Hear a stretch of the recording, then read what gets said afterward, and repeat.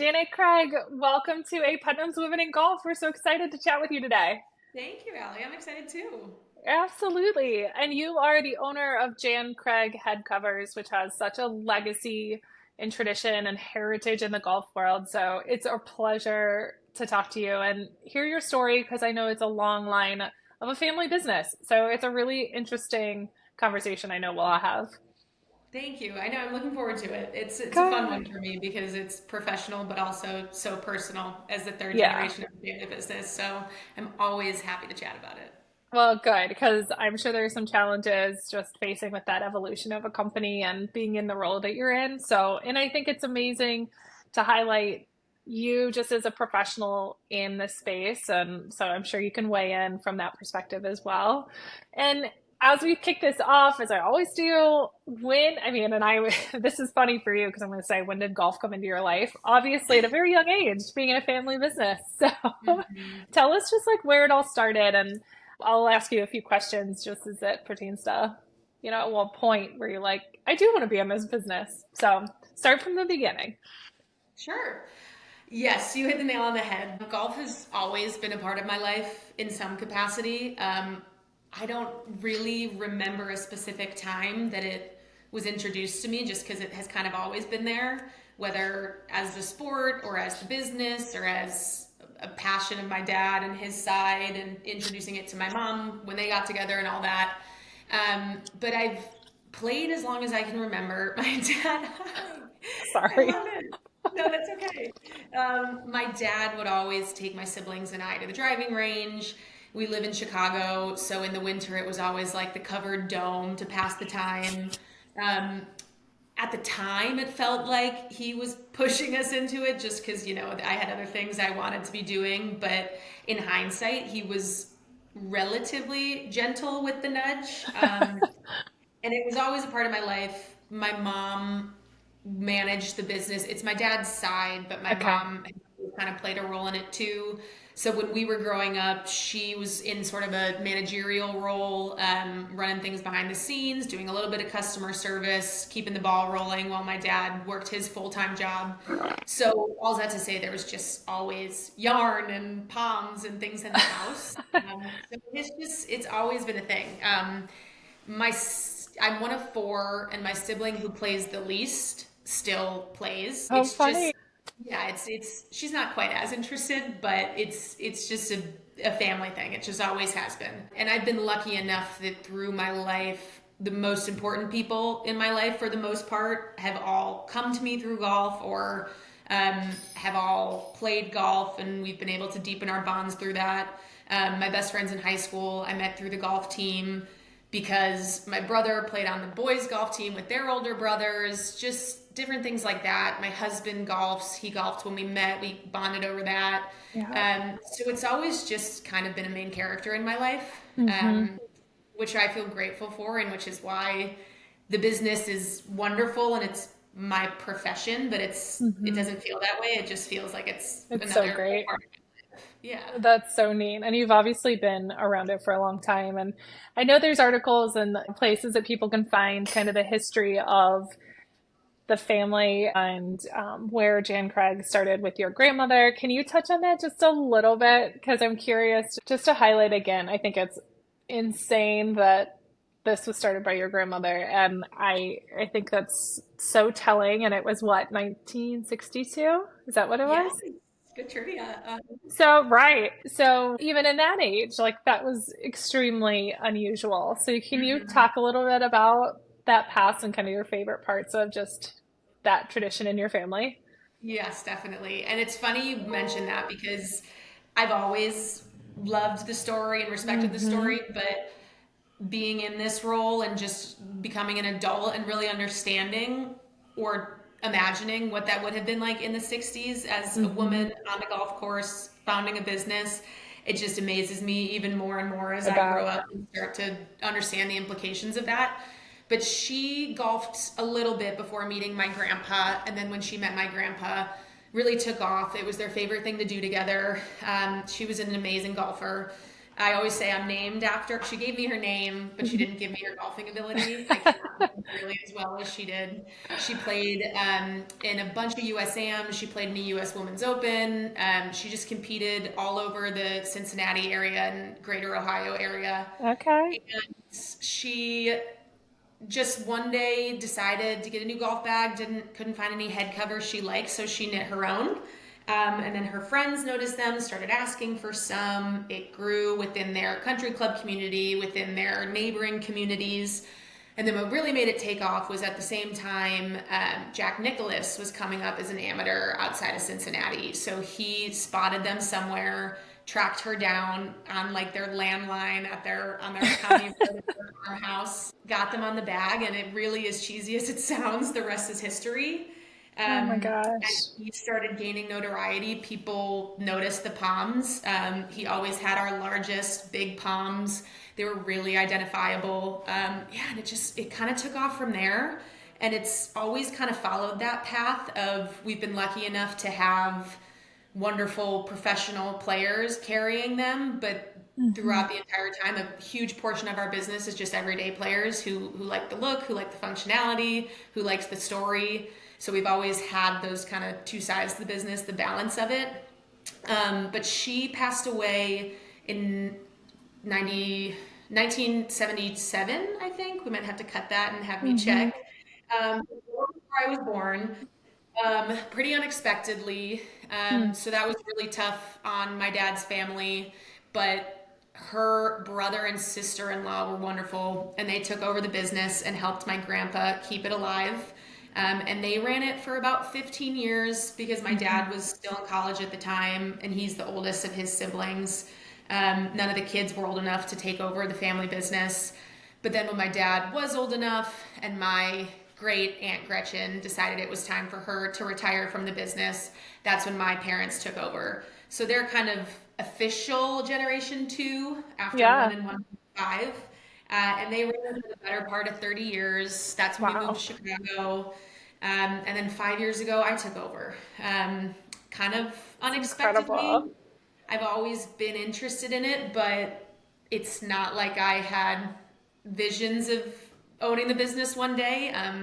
It was kind of fortuitous. I don't know. I'm sure we can get into that, but it's been a long and wonderful 65 years at this point. Gosh, that is so neat. And I think just to get a feel for the family business, is there, like when you were younger, do you remember helping with any little aspects of the business where you're like, oh my gosh, I can remember I was 6 years old and packing orders? Or like, what was your introduction and kind of involvement as a young girl? Absolutely. And any specifically wholesale customers or longtime customers, if this makes their way to anybody, they will know what I'm talking about. We've always had physical color palettes that we've either shipped to customers or brought down to the PGA show or brought to sales meetings where we have our physical yarn samples so you can Yeah. see. And when we were younger, it was always our job to cut the little pieces of yarn and tie them onto the color palettes. Not only did I do that, but all of my siblings have done that. We have like neighbors from growing up who remember coming over to our house and tying on the yarn palettes. So that's something that's kind of burned in my memory, and it's Yeah. something we still send out pallets today, and it's a totally manual. Whoever wants to help process. So that's a fun tidbit of something that's Oh just my gosh. small family business. But Yeah. that and then just yarn all over the house, which is funny. It's such a weird concept to people, but it's so normal to me that it was just always stored in our house, the palm Hmm. builders and things like that. We have our own little order taking language that only certain people in my family know how to interpret. There's a lot of fun little family business tidbits Yes, it's yes. just crazy. That's so neat. And I think just from a team like size perspective of where it started and kind of what you're up to now, I'm assuming everything's produced offsite somewhere, probably not in your living room. In our living room, but not too far. We still Yeah. are 100% hand knit. Yeah. And all of the women who knit for us currently are inside in Chicago, the Chicagoland area. Kind of coincidental. It's always been domestic, but right Yep. now everybody's within the Chicagoland area. So not in my living room, but not far from Yes. it. That's really neat. And I think this is a cool concept too. I mean, they're not in some building at sitting at a table knitting. It sounds like they're all in their own kind of work from home scenario.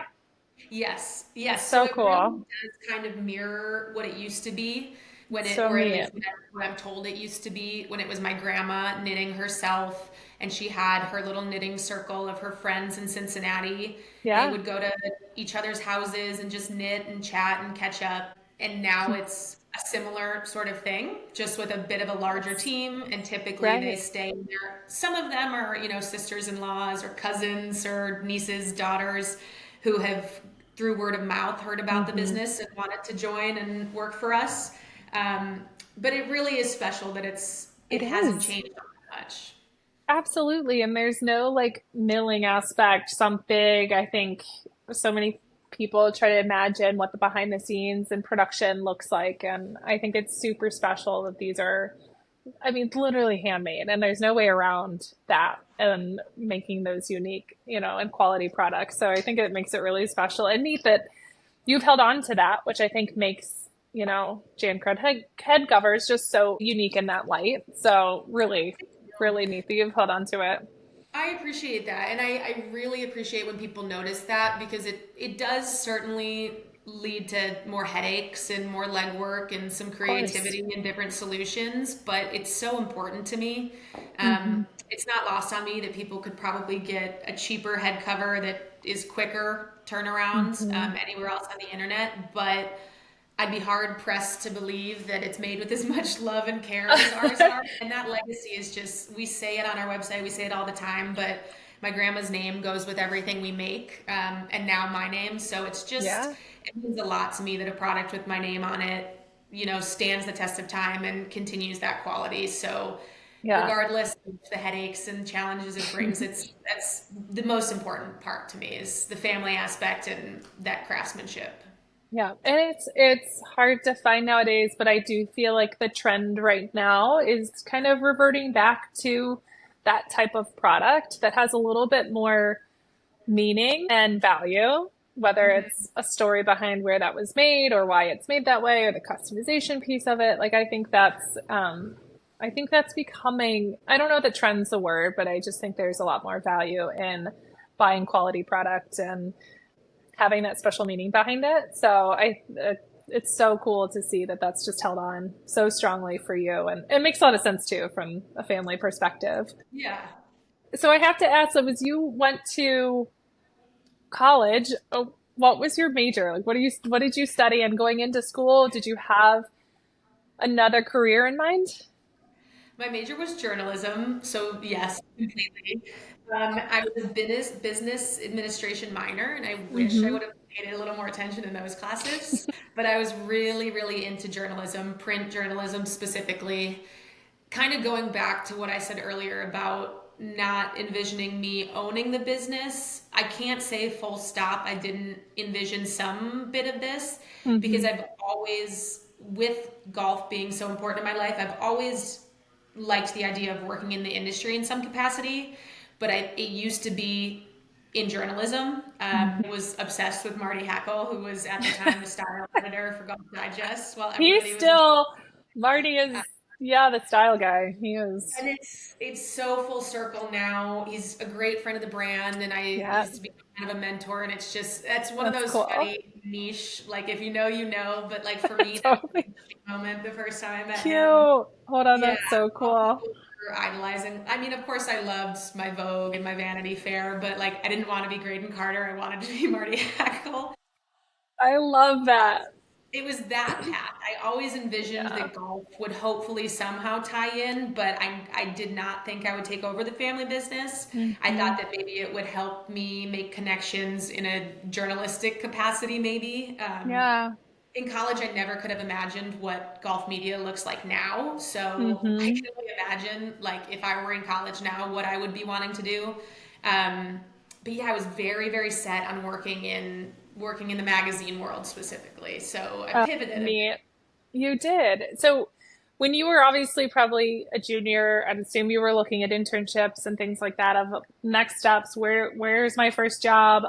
Where was your head there? Were you immediately jumping into the family business, or did you have a couple jobs outside of that? I had jobs outside of it. There were a few summers that I would work at the office over the summer. Hmm. And I guess that's where my real interest in the business started, and kind of thinking about maybe this is something that I could do down the line. I think I always envisioned like way, way down the line, Uh-huh. but there were a few summers that I would do different customer service things. And then once I was in college and in my more social media marketing classes, and because of my journalism major, I had to take PR classes. I tried Hmm. to infuse some of that into the business when I had no say over the business, and I was just trying to pressure my dad and tell him that this Facebook thing could be good for the So business. funny. And he kind of just rolled his eyes and let me run with it. And, Cool. every once in a while I would come to him with like a PowerPoint showing our indirect ROI and here's why you should spend money on Instagram advertising. And it just like, he indulged me, but Sure. it was not he didn't care so much about that. In hindsight, though, that definitely is it was foreshadowing that he let me explore it. He gave his little tidbits of advice and information and education, but he really did let me kind of figure it out on my own and make mistakes or have successes and have these conversations with him about where it moved the needle and where maybe it didn't. So I was kind of our unofficial marketing director for a bit, just summers in college. But then Hmm. after I graduated college, I had a really brief internship in traditional PR, but then I did social media marketing in the hospitality agency, Got or it. in the hospitality space, I should say. So I was working with different hotels and resorts, doing their social media ads and content shoots and kind of anything social media related for them. And even in that, I had a few clients that were larger resorts with golf courses, and I always found myself gravitating towards those accounts, Yeah. putting way more creative emphasis on those accounts, whether it was copywriting or the content planning or whatever it was. Yeah. Partially because it just is what I know and what I knew I was good at and an Hmm. expert in, but also just it was fun for me.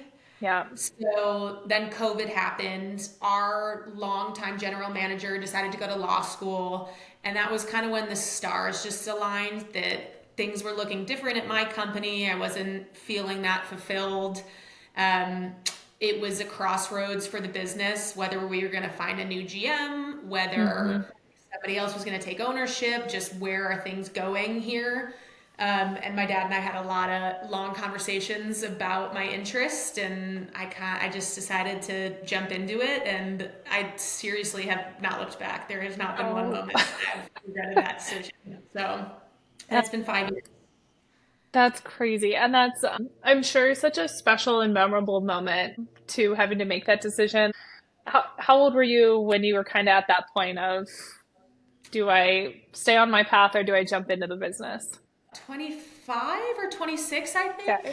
So young, Yes, and it doesn't. I think that's right. That those COVID years there in the middle are always a blur. little tricky for me. But yeah, I think I was 26 shortly after I turned 26. And so when you decided to do that, what role and capacity did you step in as at that point? So that was kind of part of my agreement with my dad when we were just talking about it, is that I said to him, if I'm doing this, I don't want to, be the GM. I want, to make decisions with you. I want to have conversations with you. I want to make this business my own. Of course, honoring the legacy and everything that he and my mom and the previous generations had built, but I wasn't interested in coming into the role and just manning the customer service line and taking orders and Hmm. fulfilling shipments and things like that, which is all still part of my job Of description. course it is. But I wanted more. I wanted to see where we could go with this, how we could kind of innovate. Um, we definitely hit a few years in the early 2000s or I guess mid 2000s, 2010s, when social media kind of exploded, that we fell a little behind. I would say Hmm. that it's a little dramatic, but I mean, we just didn't have a dedicated marketing team or anything like that. So I say that only to highlight that there was a lot of area for opportunity, Yeah. and it still is. And I was just really eager to get in the driver's seat and figure out how to continue on the path, but with more velocity, I guess. So that's what kind of moved the conversation forward is my dad, when I brought that up to him saying, of course, I was not wanting to hire you as a GM. Like, I want to be partners in this thing. Yeah. That's incredible. And I mean, this is a lot about your personality and obviously your passion and love for the business to be like, I don't want anybody in my way. Like I have the capability of loving this business and being a leader in it. And I think that's really unique at that age. I mean, especially, and I know you've got a leg up in having been around it. I think there's probably absolutely no better person than you to take the reins on that. And I'm sure your dad felt the same way. Does he ever explain like that feeling when he came to you? Because I've got a kind of similar story on my end with my dad, and he's always like, I just let you guys do what you wanted to do. And he was like, I'm sure your dad feels the same way. Is it like he's like there was so much value in you guys going and learning your trades and your new like experiencing the business world in a different light and then bringing that knowledge back to the business, which just sounds like exactly what you did was, you learned and picked up a few things that would really benefit the company. And does he have that moment kind of ingrained in his mind, do you think, of when you were like, I'm ready, like this is what I want to do? I'm not sure if there's any one moment specifically. What stands Mm-hmm. out to me more with both of my parents, they're just the best, is the first few months and even year or two after I took over. Mm-hmm. I was, under the impression that this is my decision and, I've made my bed, I'm laying in it. But the number of check ins they both had with me, very honest and open check ins, asking me, how is this going? Is this what you want? If it's not, you are so young, you're not saddled with this for life. We will work together to come up with a solution if you've realized that this is not your path. And the support I felt in that was unbelievable. Mm-hmm. Um, but it was through those conversations that I think I realized what it meant to my dad when I Right. did assure him that I have not had one thought about my corporate job. Sure, there are different challenges in this role, but I wouldn't trade it for the world. Through those conversations is when I've realized that, how happy that reassurance made Yeah. him.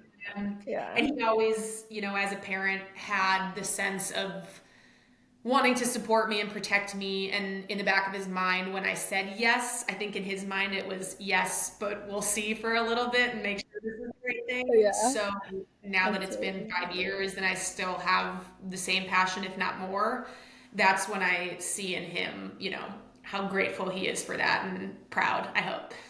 That's so neat. That's amazing and really special too. I'm sure he shares that sentiment.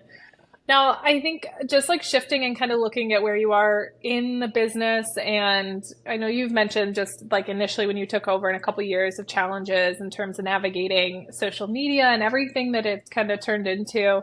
Is there a specific kind of challenge ahead of you right now that you're trying to tackle and figure out? Mm. I There know is. it's tough. There's one that's really top of mind that probably seems like not a big deal, but it's funny because I've actually talked to members of your team about Hmm. a new website. So that's a bit of a Yeah. teaser, but I am Yeah. desperately trying to launch a new and improved website.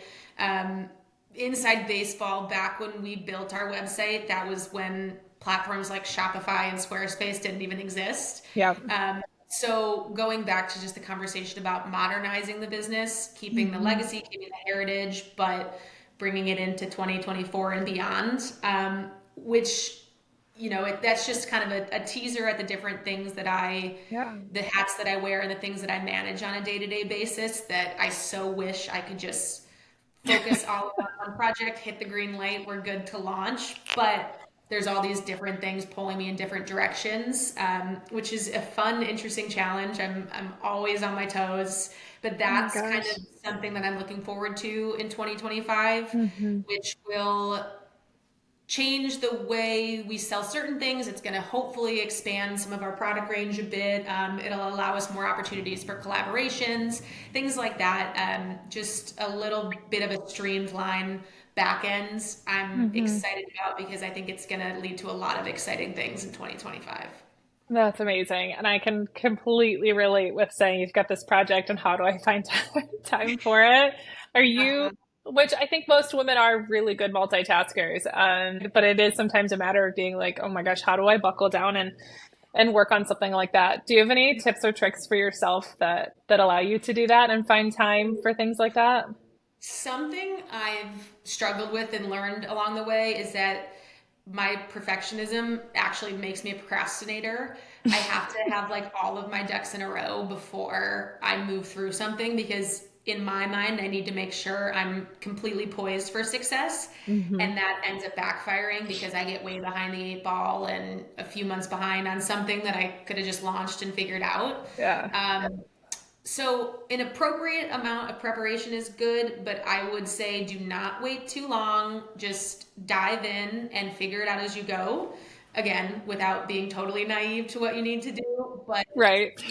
you don't need to over prepare. There's a That's healthy good. balance. Yeah. I Yeah. also like to look at things in shorter clumps of time, especially with year end coming, PGA show coming. I know you guys know that's a big Yeah. thing in our world, a big marker, deadline, whatever you want to call it. Hmm. When I look back at a year or when I look ahead at the year, it can be really overwhelming and bring up a lot of different feelings. So, splitting things, just breaking things down into quarterly goals, monthly goals, especially when you wear so many hats, really does go a Hmm. long way.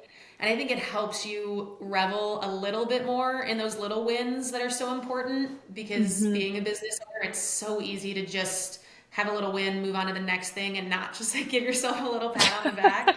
So I think breaking it down into shorter time frames for goals gives you just that extra minute to appreciate the hard work that you put into something small.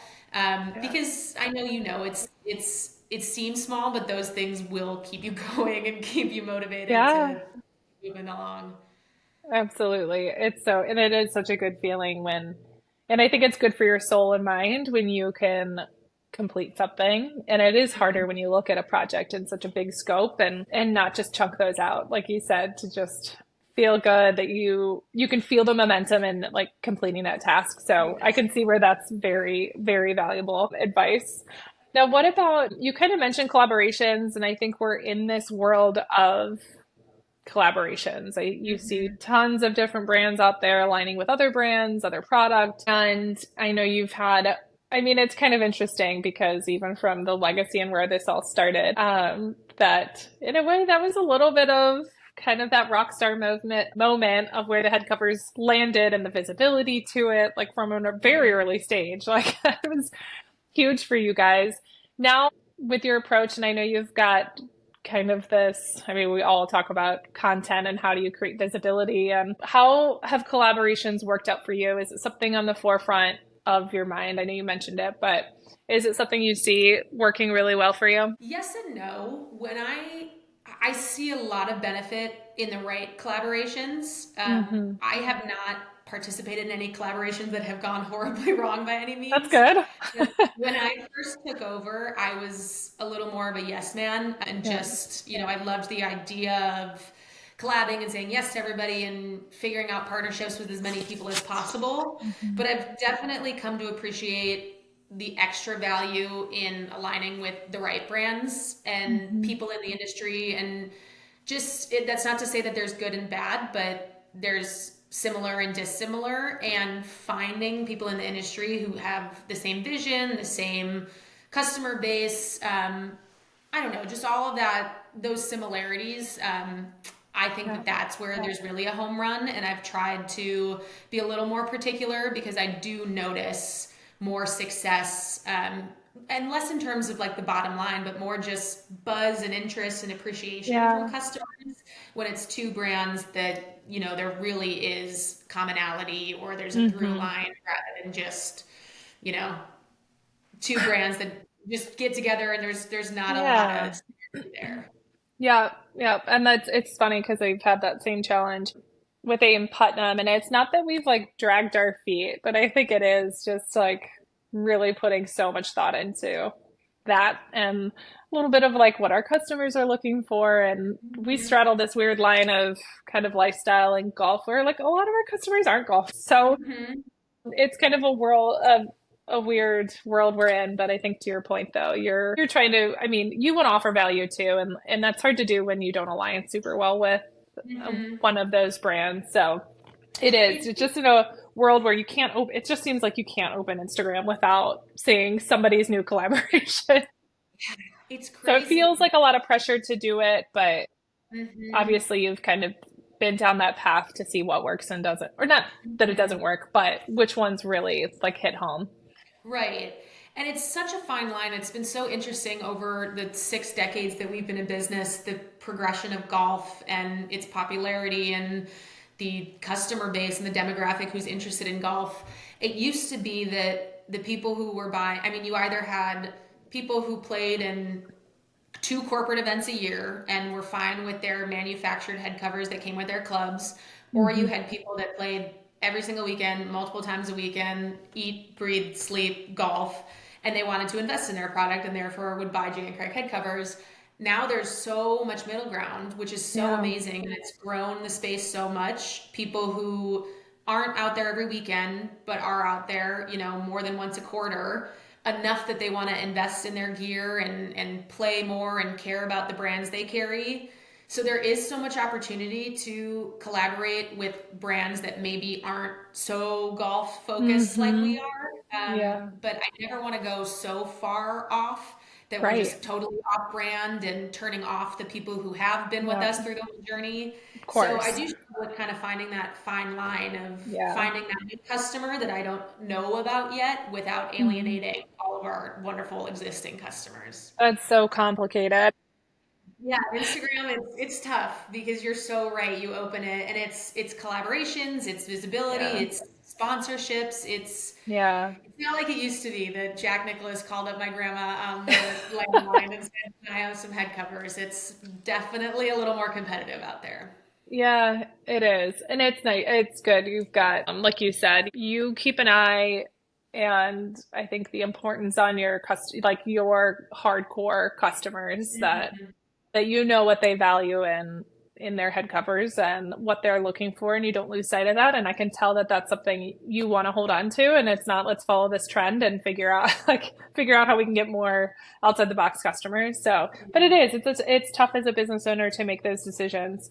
um, One question, just as it relates to kind of women in golf, from a customer base perspective, are you, I assume, probably a heavier male customer than women? Is there some effort in your mind where you want to either dial in or spend a little bit more time on the women's side of it? Definitely. You're right. We are more male leaning, but I think there's so much opportunity. We're a completely custom product, so Hmm. you can go super feminine, you can go pretty masculine, you can go minimal, you can go neutral. There's a lot you can do with it. There's a lot of opportunity for women. I've been really excited in meeting some more female merchandisers and buyers over the last few years with our wholesale Hmm. partners who have really creative ideas for what they're doing in their shops in terms of merchandising and display or in terms of tea gifts Hmm. and different event prizes and things like that. So I've had a lot of fun in that area. And I love the people who are willing to kind of take a chance on us, for lack of a better word. Obviously, we're a long-standing brand, but being Hmm. hand knit, it takes a little more time. They have to be a little more proactive and engaged in those planning conversations with me. Yeah.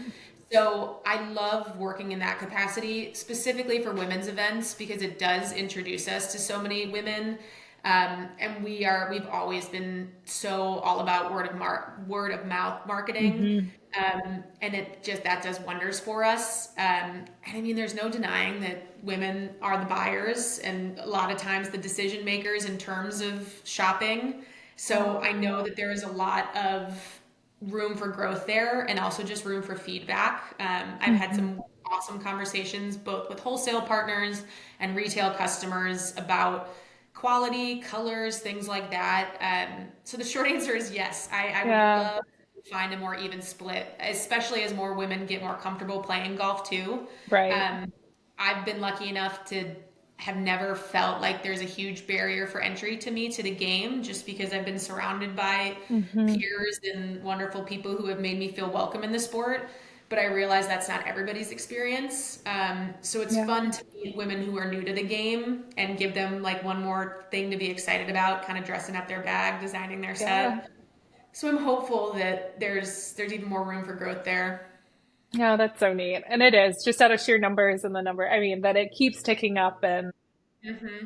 I mean, like you said, thankfully to social media and all these things that are just, there's more women involved, I think, than a lot of people know. And like you said, even from a casual golfer perspective, there's, yeah, that fun aspect, especially as women who I would say typically err on the side of liking accessories and all these things that just make your experience with golf and your bag and everything more custom and special. I think that's really fun and unique in terms of the space and offering you have. And I think you also mentioned just about the merchandiser aspect. And I know we're finding too that there's just a great deal of, I think, knowledge and experience out there. And many of these women, whether that's the AGM and the group that's there under that umbrella, it's such a world in itself, and they have a community within all these golf merchandisers. And I always do find that they're really open to sharing, what works and what doesn't. And it's feedback like that that helps our businesses grow. And especially in your situation, you're very mindful of, being that brand that can offer something customized and different and special, which these merchandisers are in the hospitality business. And I always say that they are really like kind of these private buyers to some degree. They have their their membership that they want to treat like they have a one-on-one relationship of, I am bringing in these head covers and I have you in mind because it's in XYZ color. I think you'll really like this logo. Like we can get your name on it. Like I think that's the special touch that a golf merchandiser needs. And you have a product that can do just that. And I think that's what's so great about what you're doing and what you're holding on to. So I'm sure you're seeing that as well. It is. It's actually crazy you bring that up. I was at a regional trade show somewhat recently, sitting with a head pro who does the buying, and I've had this come up on multiple occasions that they will like name a specific member and say Yeah. they know that I don't know them, but they'll say that color. I could see Mr. or Mrs. So and so buying that color, and they wear so many hats. So the Mm-hmm. fact that they are thinking specifically about their membership on that niche of a level is really Yeah. amazing. Yeah. And that's the kind of engagement and the conversations that I love getting in. Um, Little plug, we don't have minimums, so they can literally think of that one So member good. and say, I'm bringing in one piece of that color with that palm for this specific member, and then it just opens the door to showing off the different customization. Yeah, I love all of our customers, retail, wholesale, green grass, everything, but I do have a lot of fun with our wholesale partners just because it's a whole different side of the industry. Those, you know what it's like. It's just everybody for the Yeah. most part loves what they're doing and loves engaging and being creative with each other. So Yeah. it's always a fun conversation. No, it is cool. And you, like I said, with these head covers, I mean, you have a product that helps them look good, right? And we talked a lot about like the kind of time on property. And that's so important to these clubs is how do we get memberships to feel like this is a home away from home? And I think it's those connections that are so important. So I think anything that's kind of custom and like we're in a different setup. We don't necessarily have the luxury of being like, oh, well, you make her a black shirt if she'd like, so we don't have that kind of quick, ability to do that. Now we're constantly trying to find ways where we can still add that special touch or customer service, but it is neat. You're playing in like a really neat field that's also such a homage to golf in general. And I think that's always had that wonderful aspect of that environment and the kind of culture around it of just somebody said like hugging your customer and that's giving those merchandisers the ability to do that. That's like a perfect example of how they can with no Yeah. minimum orders. Like it's I'm sure music to their ears. So It yeah, it's really definitely, yeah, it's a blessing and a curse because, of course, as a business yeah, owner, I'd love to say, please order 200 right now, but of course. it puts us in the hands of so many new people. And I think it helps people trust us that Yeah. we're not trying to take you for a ride. And we trust that you'll love our products when you just get one Yeah. singular piece in your hands. Yeah. And it usually does result in an inventory order after and a good relationship. So. Yeah. It's really But you guys, I have your reversible rain jacket to the oh point of yeah. conversation, and depending on my moods this summer, I brought it to That's Scotland. right. I was feeling like I was customizing based on the day and my mood I and love the it. It's like makes me so happy I that love it. that did that for you. That's so cool. Hmm. But just as we kind of wrap up, and I know I would like, we'll have to get coffee or Yeah. talk at some point. We're both Midwest girls, and maybe, I don't, do you get back to Ohio at all?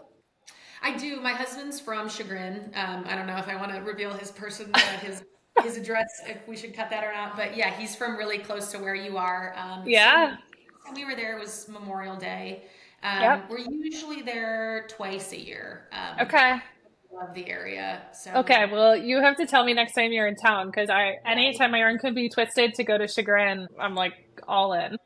yeah, It's such a absolutely. cute little area, but super close to where we are. So I know we could talk forever, especially from kind of owner to owner, just some of the, I mean, not so pretty stuff. There's so many things that are just really tough about doing Mhm. what you're doing. And So, I'm not the first to say it. I listen to a lot of business podcasts and talk to a lot of different people that reference how isolating being a small business owner can be. And it really is true that it's so amazing in so many aspects, but you mhm. don't really get it unless you're in it. And Yeah, it's so nice to talk to people in the same position because, at least for us, we're a small enough company. We're yeah, not having happy hours. We're not having like culture meetings around the ping pong table in the office. It's a right. different setup. So to talk to people who are doing the Yeah, same thing and having similar headaches and wins yeah, and losses and that sort of thing, I mean, I yeah, could just go on and on for hours. yeah. It's great and inspiring. I know, it's so cool.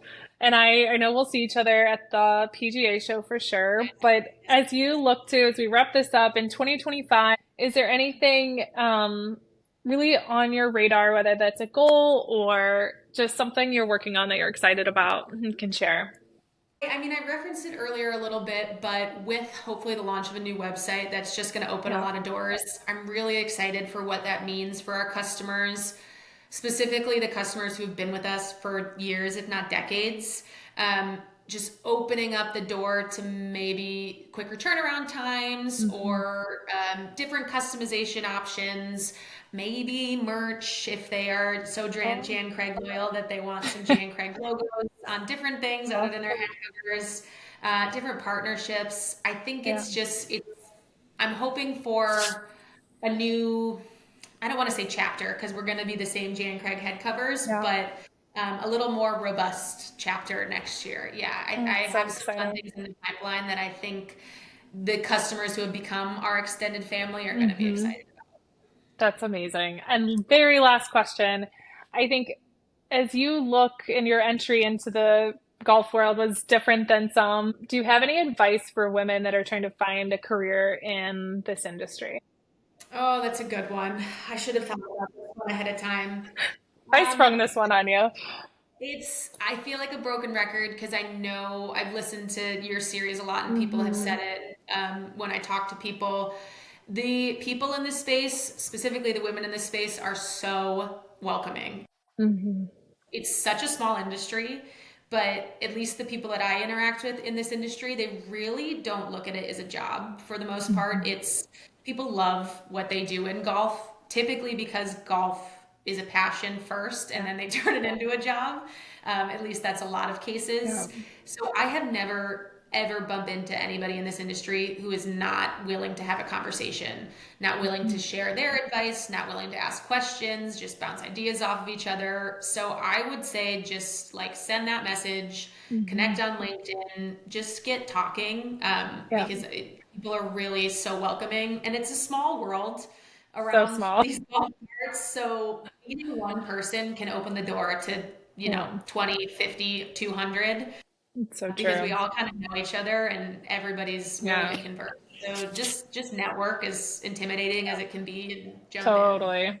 Yep, it Hmm. is. It is. And I know, like you said, that's such a common thread between the golf world and then even more so as you dive even deeper into that niche and you've got a group of women that have navigated and found themselves in it.